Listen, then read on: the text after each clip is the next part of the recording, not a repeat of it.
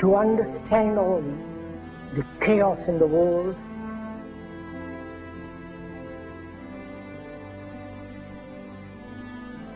and as we have been programmed, both biologically, physically, programmed mentally, intellectually, one must be aware of this being programmed like a computer. The Quran says you are busy piling up, calculating, developing your careers, your money, your occupation, your wealth, until you visit the graves. Think about it. When was the last time that you went to a funeral? What was the demeanor? Were the people cracking jokes? Were they dancing? Were they clapping and singing songs? No. Silence. Why? Because every person that walked in that room, seeing that person stretched out, the first thing they thought about was not the person. The first thing they thought about was that one day, this will be me. A crisis which the politicians can never solve, because they are programmed to think in a particular way.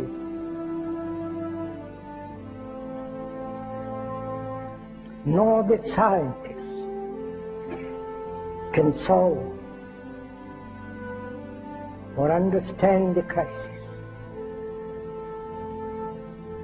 nor the business world, the world of money.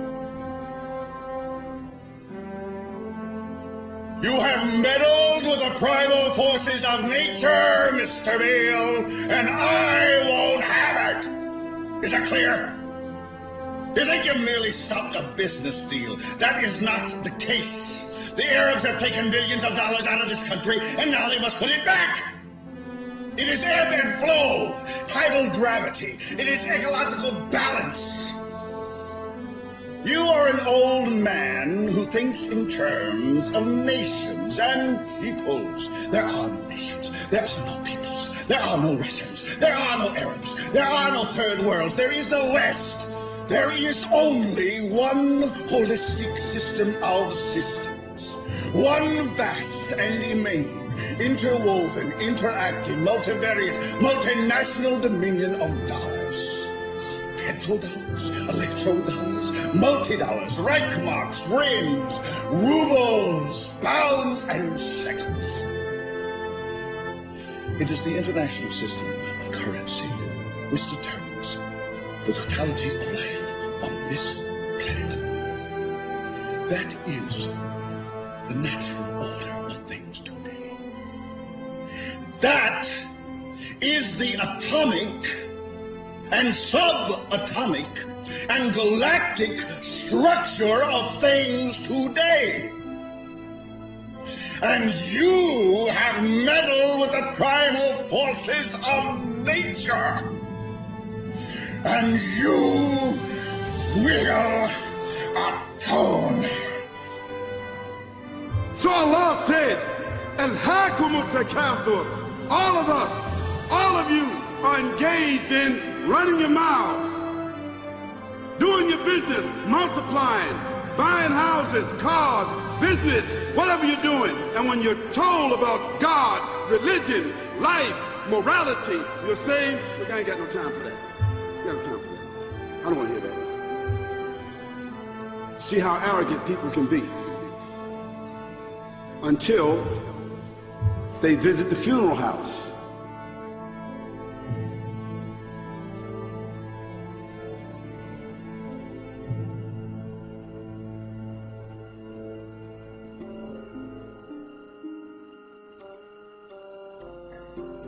So unless One is very, very serious, not flippant, not casual, but is concerned with the whole of humanity.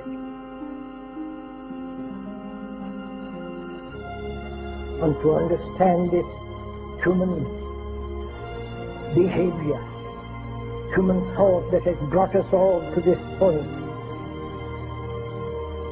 And you say to yourself, is that it? I mean, 50, 60 years, scraping, struggling, scheming, lying, stealing, fornicating, jumping up and down, begging, working, and this is the end of it? I mean, is this what's going to happen to me? Are they going to be dropping me into a hole in the ground? A hole in the ground.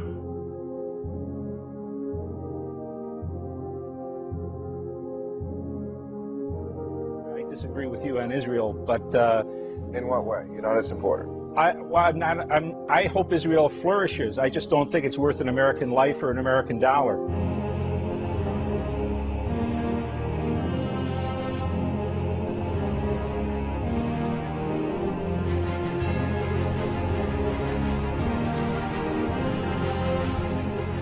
What happens in the winter? All the leaves fall off the trees and the earth goes dead. And what happens in the springtime? The water comes, generates the earth again, germinates all over again, new grass, new leaves, new flowers, new fruits.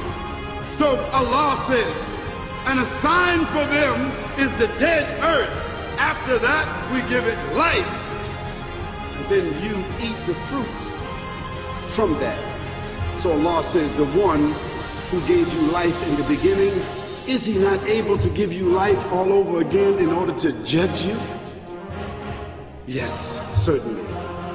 You may want to deny it because you don't want to be judged.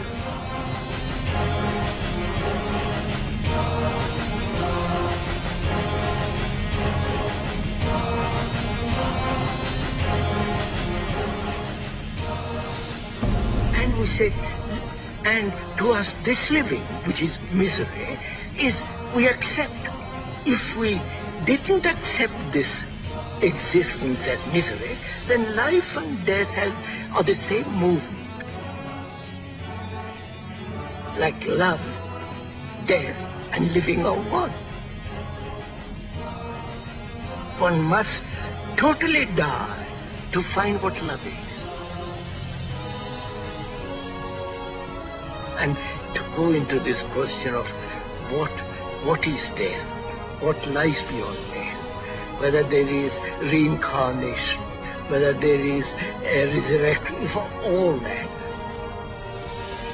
becomes rather meaningless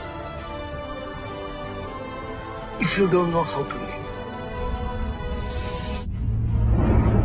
We now are a nation known to start war. We feel compelled because of our insecurity that we have to go over and attack these countries to maintain our empire. We have over 700 bases, we're in 130 countries, and we're talking about bombing Iran. It is such a dramatic change from what is truly American and truly constitutional.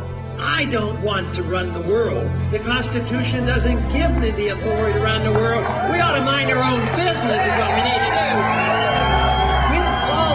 Spending overseas, wasted money. This is a continuation of a revolution. It is a peaceful revolution. It's up to you to spread this message around this country. This is an American cause. It's a cause of freedom. There's something going on in this country, and it's me. Spread the message. Thank you. Because there's a reason for humans to go inside the grave. If the Creator wanted to, He could have caused us to live and then disappear into the atmosphere. But He didn't. He caused us to go into another womb called the tomb. You started out in the womb of your mother and you wind up in the womb of the earth called the tomb.